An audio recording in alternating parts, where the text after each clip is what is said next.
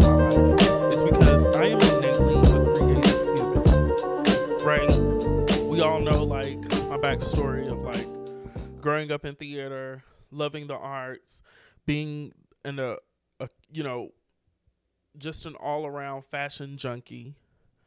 I love everything about the way that people create and how they come up with their own versions of art. To me, that's the voice of God in the world.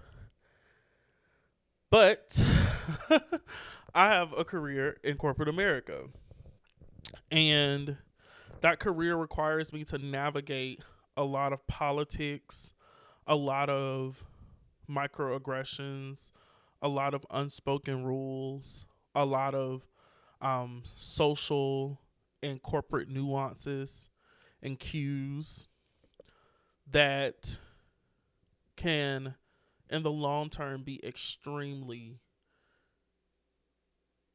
soul crushing.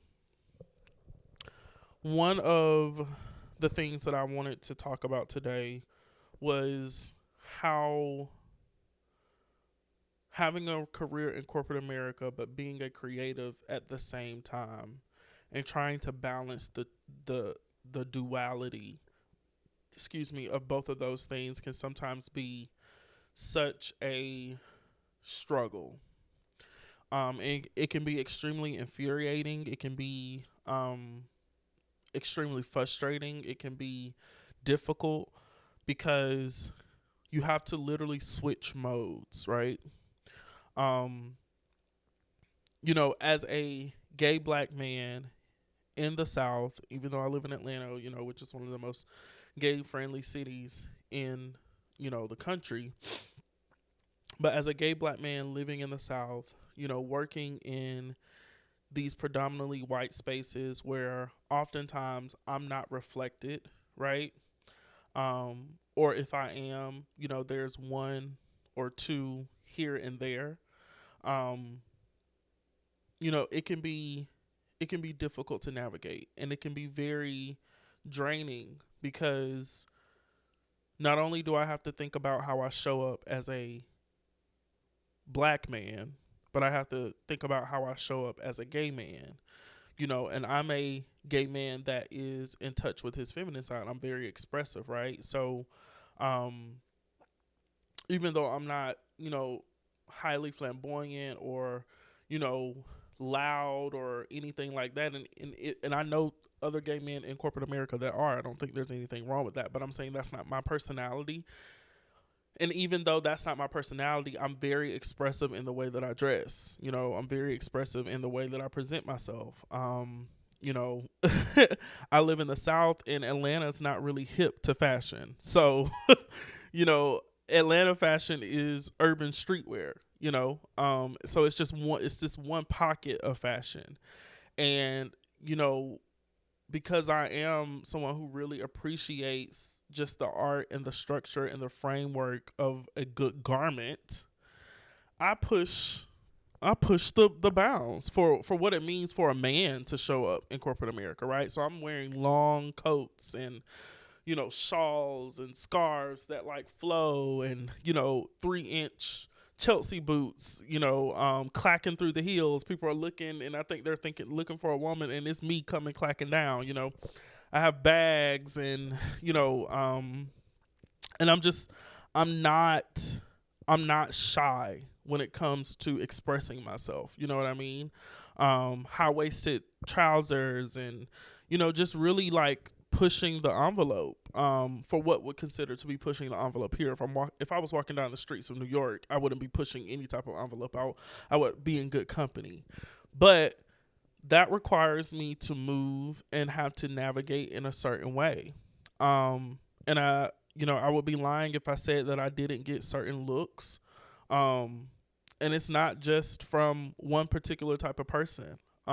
It's from all types of people, who don't anticipate or expect someone to show up in that way.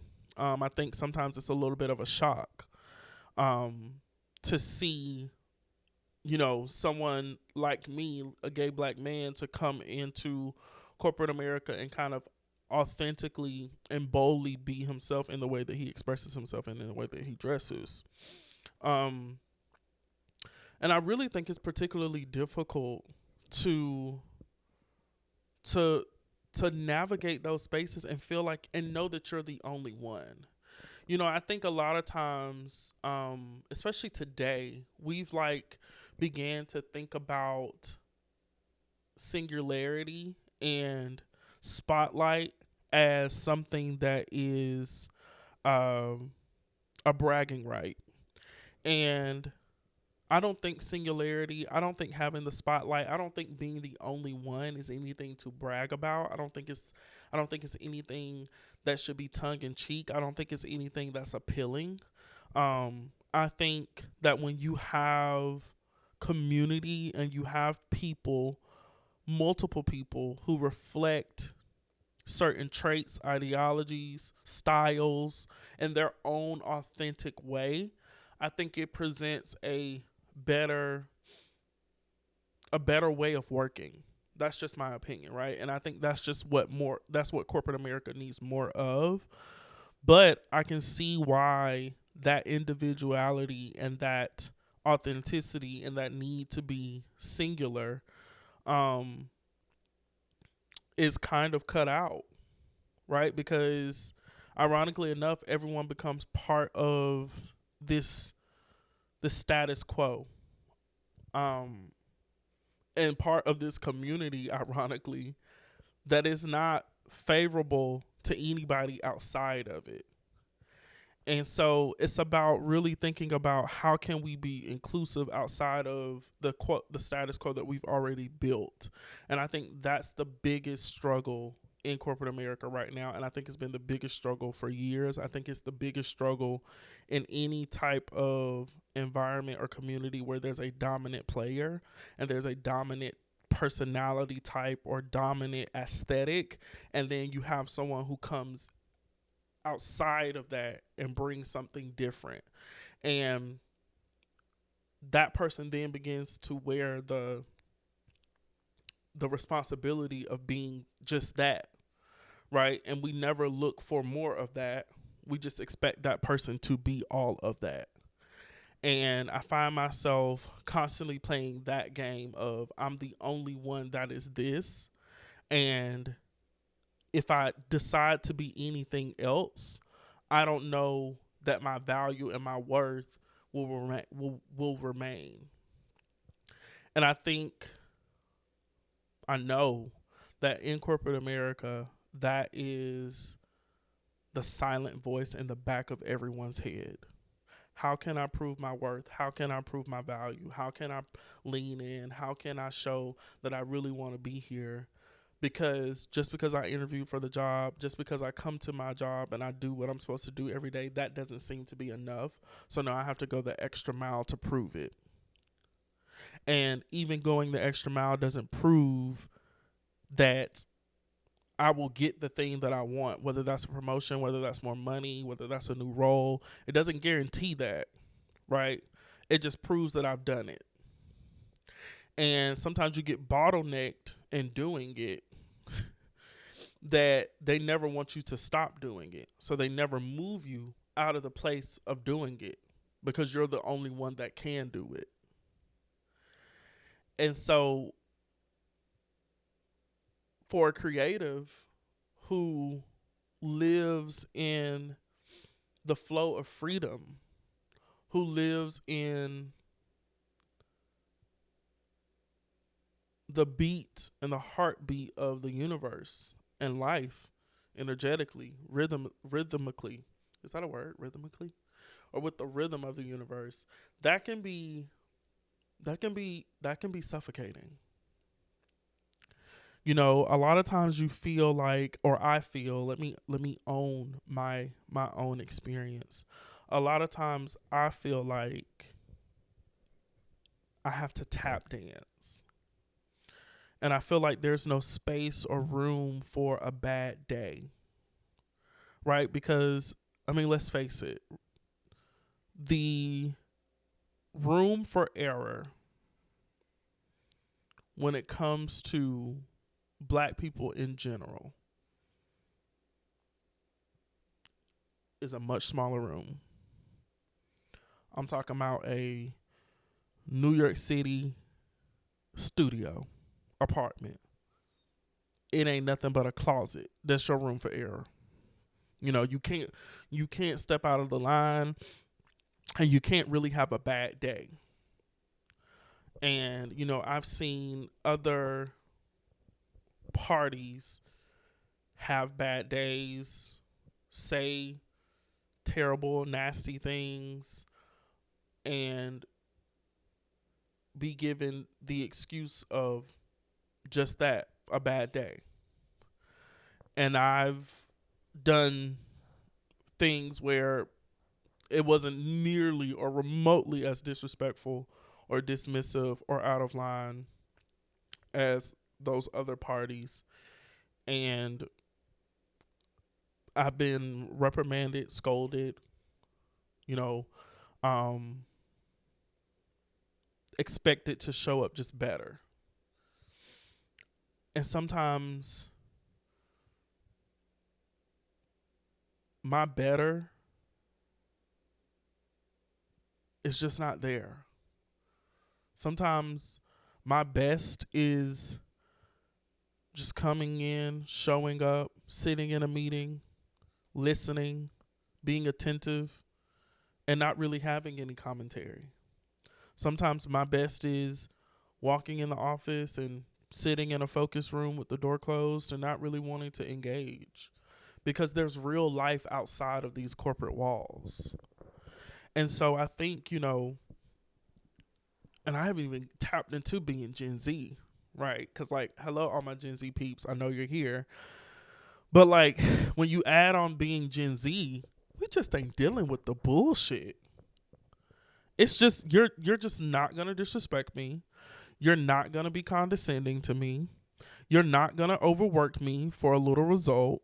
You're not going to make me work, 13, 14, 16-hour days to prove my worth, only for you to go with the person who benefits from nepotism. Or I'm not going through the bullshit, right? There are going to be terms and conditions and a clear understanding that if I provide this service, because that's what it is, right? I'm being paid for a service. So that if I provide this service, there's a clear understanding that based upon the terms and conditions of this service, I will be granted this. That's not entitlement. That's a business understanding. You know what I mean? And I think there's been a expectation that hard work equals outcome, and it doesn't. Not all the time. Does it sometimes? Yes. But bragging about a day full of meetings, overlapping projects, not having time to rest and reset, not having time to actually breathe, that's not hot. That ain't cute. That ain't it. And I think Gen Z is no, because what does that do to my mental health? What does that do for me? Right? Is there even a real value in that? And so I think we have really been able to find what the balance is between hard work and abusive workplaces. Hard work and burnout. Hard work and modern day slavery. No, it's just not going to happen. You know what I mean? Because there's so much that comes with the work. If the work was just the work, then that would be okay. Right? So if the expectation was that you come in, you do your work, you don't have to do all the politicking, you don't have to do all the grandstanding, you don't have to do all the tap dancing, you don't have to do all of the BSing. If the work was just the work, right? If the tasks were the task, and once you completed the to-do list, you know what I mean, then I wouldn't mind working hard. And I don't mind working hard now, But what I'm not going to do is compromise my values, my peace of mind, my sleep, my rest, my mental health for the sake of a fucking paycheck. Absolutely not. Absolutely not. Not when I know that there's something out there that could feed my soul better. Not when I know that there's something out there that could charge me better.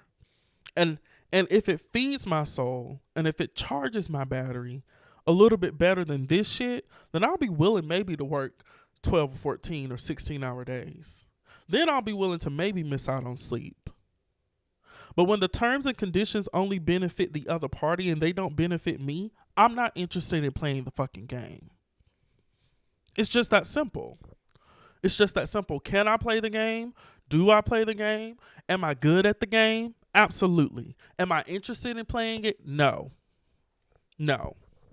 I'm not interested in playing it. And I've gotten to a place where I am understanding more and more and more and more and more that if you tap into the system and you play the game and you play it too long, you become brainwashed.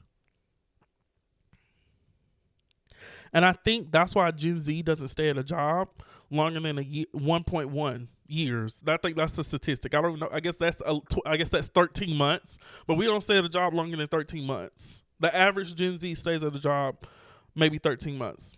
I'll give it a year and a half to be safe. Newsflash, I haven't stayed at a company longer than a year and 9 months. That's my longest tenure at a company. Want to know why? Because number one, you get the most money when you walk through the door. Number two, once the oven starts heating up and my ass is being burnt, gotta go. Not interested. The payoff doesn't make sense, right? Contractually, I'm asked to come and do a job with the understanding and the pretense, because Georgia's an at-will state, that if you get sick of my ass, if you decide that you don't like me anymore, if you decide that the bottom line at the end of Q2, Q3, Q4, or Q1 ain't looking right, you kick me out the door. So if I'm in a position and if I'm in a space to know that I'm just as disposable to you based upon the bottom line and whatever business decision is being made, why the hell should I sit around and wait to be burnt? When the oven starts getting too hot and my edges start getting crispy, yeah, I gotta go. I gotta go. So what I'm saying is, when you're a creative and, you know, your dream is to, for me, right, is to be a writer, is to be best-selling author, is to be, you know, a voice just of a generation, right? Whatever that looks like, talk show host, podcast host, red carpet host, whatever that is, social media influencer, I don't care. I just need to get the message out. But when you're a creative in that space, and you could be an artist, you could be a singer, you could be a, you know, writer, a playwright, you could, whatever it is. When it comes to playing the game, don't play the game at the sacrifice of your ministry. I'm going to tell a story and I'm going to wrap this up. 2023, I lost my job. I was working for a startup, and it was like a third-party supply chain, small company. They were based out of Atlanta, and it was the most money I had ever made. It was $80,000 a year. I was 23, 24. I think I was freshly 24, and it was the most money I had ever made.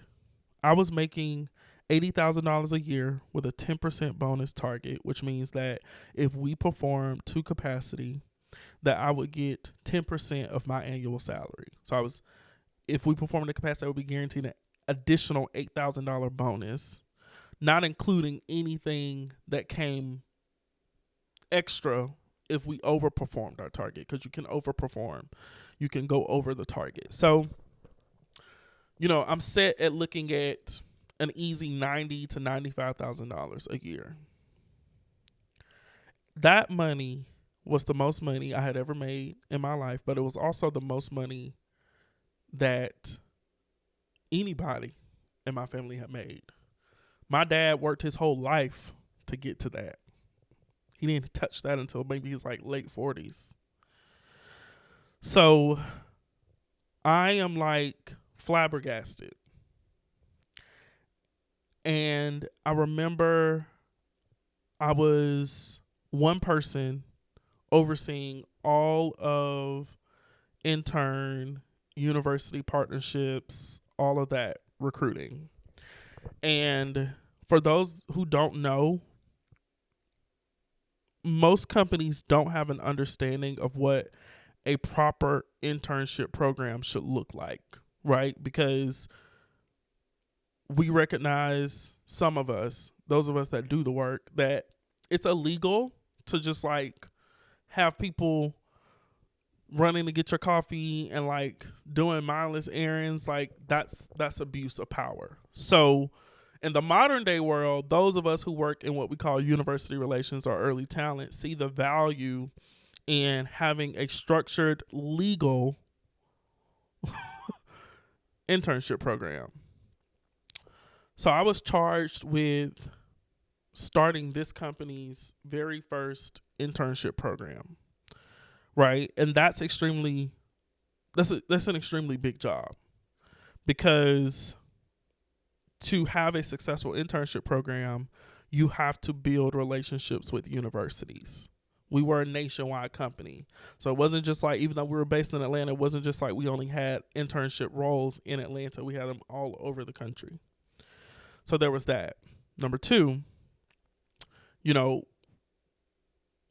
to build these partnerships with these colleges, you have to pay money, right? And so then we get into talking 6-figure budgets in terms of sponsorships, paying money for these interns, paying money to get in front of these students, to talk to these students, to push our company.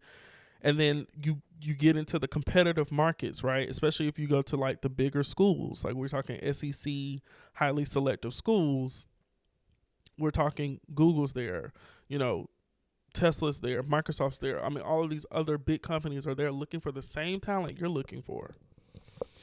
And the people at your company want good talent too. So managing all of that as one person, and not only just managing the budgetary responsibilities, the partnerships, that comes with its own set of meetings, engaging with the students, going to the student-led events, going to the career fairs. That was just one part of the job. Then the other part of the job was actually interviewing the students, building the relationships with the hiring managers that they will be working with, so that they know how to interview these candidates, so that they know how to engage with these candidates, so that they know what to expect for an intern level candidate. You know what I mean? Processing the job offers, doing the onboarding.